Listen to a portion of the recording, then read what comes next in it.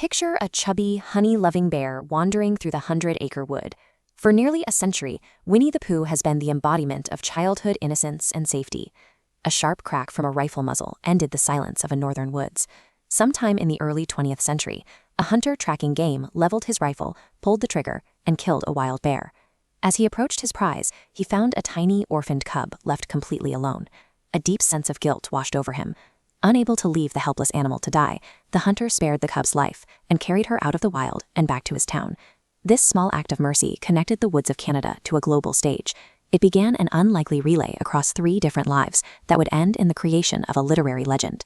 The cub didn't stay with the hunter for long. Soon after arriving in town, she was sold to a soldier preparing for deployment. This soldier officially gave her the name Winnie, and she became the mascot for his entire military unit. The wild animal lived among the enlisted men, forming a bond that temporarily softened the edges of military life. This peace was temporary. The unit received orders to deploy overseas and fight in the First World War. Taking a bear into the trenches was impossible. Facing a heartbreaking choice, the soldier left his beloved Winnie at a zoo to ensure she survived the conflict.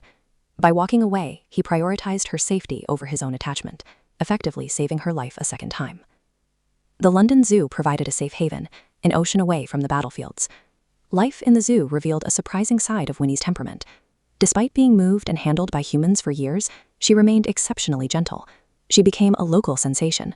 She was so docile that zookeepers actually allowed children to climb into her enclosure and ride on her back. Among the crowds of visitors, a young boy named Christopher developed a deep obsession with the gentle bear, visiting her almost daily. Christopher Robin was so fascinated by the animal that he renamed his own stuffed teddy bear at home after her. Through this boy's attention, the real-world bear was transformed from a public exhibit into a private childhood muse. The final guardian of this story was Christopher's father, who observed the profound bond forming between his son and the gentle bear. Watching them together, the father decided to record this unique relationship, taking up his pen to write stories about their adventures. He combined his son, the real bear's name, and the physical stuffed toy into a new fictional universe.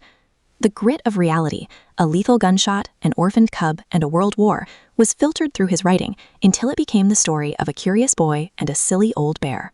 Winnie-the-Pooh was born from this relay of compassion, a gift passed from a hunter to a soldier, and finally to a father and son.